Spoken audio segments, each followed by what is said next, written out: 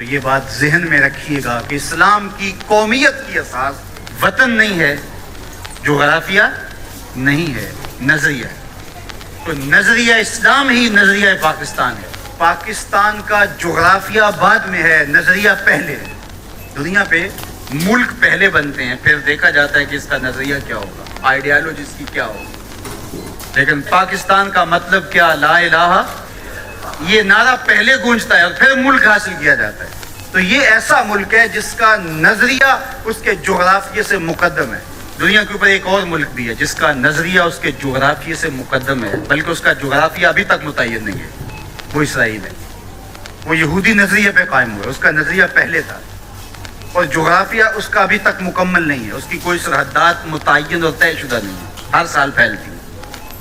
چونکہ ان کا نظریہ غالب ہے اور وہ نظریہ یہود کے اوپر اس ملک کو حاصل کرتے ہیں، اس ٹکڑے کو حاصل کرتے ہیں، پھر اس کے بعد اس کا جغرافیہ پھیلنا شروع ہوتا ہے۔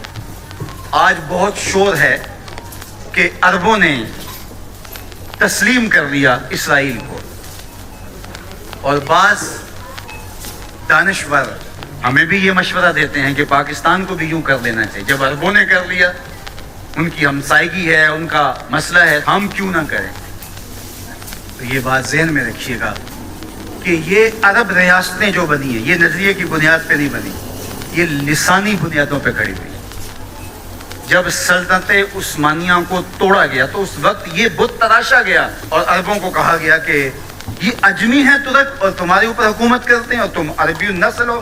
وہ لارنس آف عربیہ 4000 جاسوس لے کر کے بظاہر آثار قدیمہ کی کھدائی کے لیے آیا تھا، لیکن اس کا مقصد تو کچھ اور تھا، اور کس طرح ان کے اندر عصبیت ابھاری، یہ مکر تھا تاکہ مسلمانوں کو ٹکڑیوں میں بانٹ دیا جائے۔ اقبال نے اس کو بت کہا ہے۔ یہ بت کے تراشیدہ تہذیب نبی ہے، نئی تہذیب کا تراشا ہوا یہ بت ہے۔ یہ بت کے تراشیدہ تہذیب نبی ہے، غارت گرے کاشانہ دین نبوی ہے۔ بازو تیرا توحید کی قوت سے قوی ہے، اسلام تیرا دیس ہے، تو مصطفی بھی ہے۔ نہ عربی، نہ عجمی، نہ گورا، نہ کالا، تیری پہچان یہ ہے کہ تو مصطفی بھی ہے۔ تو یہ وہ شناخت تھی جو امت کی وحدت کی ضمانت بنتی ہے۔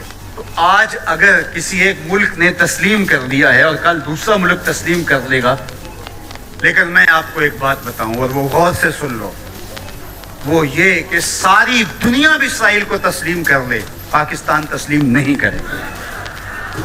وہ کیوں؟ اس لیے کہ ہماری اساسی نظریے کی ہے، ہمارا وطن بنا ہی دو قومی نظریے کی بنیاد پر ہے۔ تو اسرائیل بھی اپنے یہودی نظریے پہ کھڑا ہے اور وہ عالم اسلام کو کھا جانے کی سازش کر رہا ہے۔ ہم ایسا نہیں ہونے دیں گے انشاءاللہ۔ اور پاکستان بھی اپنے اسلامی نظریے پہ کھڑا ہے۔ یہ الگ بات ہے کہ 73 برس بیت گئے اور منزل انہیں ملی جو شریک سفر نہ تھے، اور باغ دوڑ ہمیشہ ان لوگوں کے ہاتھوں میں رہی جو اس ملک کو نوچتے رہے، گتے یہ ڈاکو، یہ لٹیرے جنہوں نے ملک کو لوٹا، دونوں ہاتھوں سے ہمارے وسائل نے چھوڑے اور ہماری نظریاتی اساس کے اوپر کلہاڑے چڑھائے۔ اور کبھی انہوں نے کہا کہ یہ ایک لکیر ہے درمیان کے اندر، کبھی کہا وہ بھی آلو کھاتے ہیں، ہم بھی آلو کھاتے ہیں۔ یہ کیا قائد اعظم کو نہیں پتا تھا؟ یہ علامہ اقبال کو نہیں پتا تھا؟ جن لوگوں نے قربانیاں دیں، جن ماؤں کی چھاتیاں کاٹ دی گئی، عزتیں بچانے کے لیے کنویں میں چھلانگیں لگائیں، یہ کتنی دردناک کہانیاں ہیں۔ ماں کی گود سے بچہ چھینا جاتا ہے اور یوں ہوا میں اچھالا جاتا ہے اور پھر کرپان سے اس کے ٹکڑے کیے جاتے ہیں اور پٹک کے زمین پہ مارا جاتا ہے اور اس کے اعضاء بکھر جاتے ہیں، لیکن ماں رونے کی بجائے کہتی ہے پاکستان کا مطلب کیا؟ لا الہ الا اللہ۔ کیا یوم حساب نہیں آنے والا جنہوں نے اس ملک کو نوچا ہے، اس ملک کے نظریات پہ کلہاڑے چلائے ہیں، مختلف جگہوں پہ بیٹھ کر کے اس ملک کو کھوکھلا کرنے کی کوشش کی ہے؟ وقت آنے والا ہے، یہ ملک مٹنے کے لیے بنا ہی نہیں ہے، یہ قیامت تک قائم رہنے کے لیے معرض وجود میں آیا تھا۔ یہ ملک امانت ہے اللہ کی ہمارے پاس، یہ رسول اللہ کی نگاہوں کا فیضان ہے۔ میرے عرب کو آئی ٹھنڈی ہوا جہاں سے، میرا وطن وہی ہے، میرا وطن وہی ہے۔ میں یہ بات ہر سال کہتا ہوں کہ اللہ رسول کے ساتھ تو ہماری محبتوں کا رشتہ لازوال ہے، لیکن اس ملک کے ساتھ ہم ٹوٹ کے محبت کرتے ہیں، اس لیے کہ اس ملک نے اسلام کی نشأت کے لیے بنیادی پلیٹ فارم بننا ہے۔